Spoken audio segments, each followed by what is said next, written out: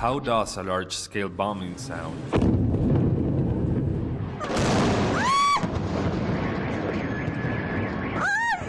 What does it feel like to be in the middle of the fire? Probably no one from Caracas had ever asked themselves this question, but today everyone is capable of answering, after 150 diverse types of American aircraft broke into the capital's sky in the early morning of Saturday, January 3rd.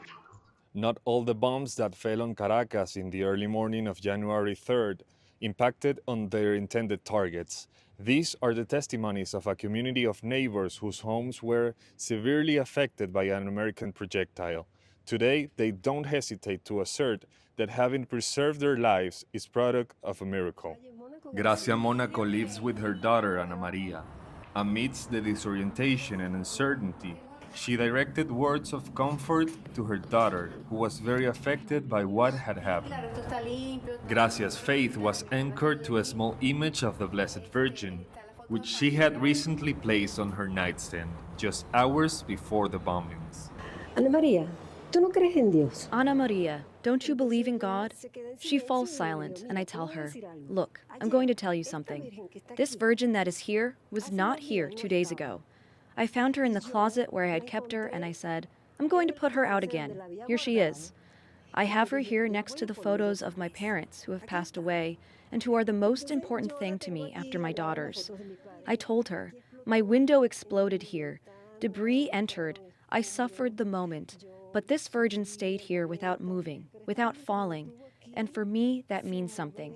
You have to believe in that God exists, that He accompanies us, that He saved us. Que Dios existe, que nos acompaña, que nos salvó. A large hole had opened in the wall of Ana Maria's room, a few meters from where she was sleeping. The shock and nervousness of the moment were eased thanks to her mother's words of faith, which moved her. Entonces mi mamá me dice, mira, Ana María. So my mother says to me, look, Ana Maria, I had this virgin put away, and I took her out. You should have seen how that virgin ended up.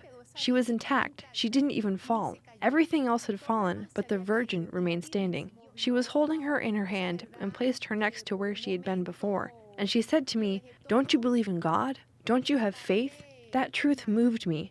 That for a moment I had left everything to humanity and had forgotten about God for a few seconds, in the sense that I let myself be overwhelmed and distressed. Impresionar y angustiar. Gracia, her daughter, and all their neighbors are proof of the Venezuelans' unshakable faith, even in the most adverse conditions, which have been especially abundant in the last 25 years, but which, after all and so much, hasn't been broken. Esto para mí es importante. This is important for me. It is vital because I have faith, and faith accompanies me all the time.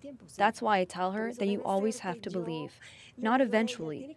God is with us always, at all times, and in all circumstances.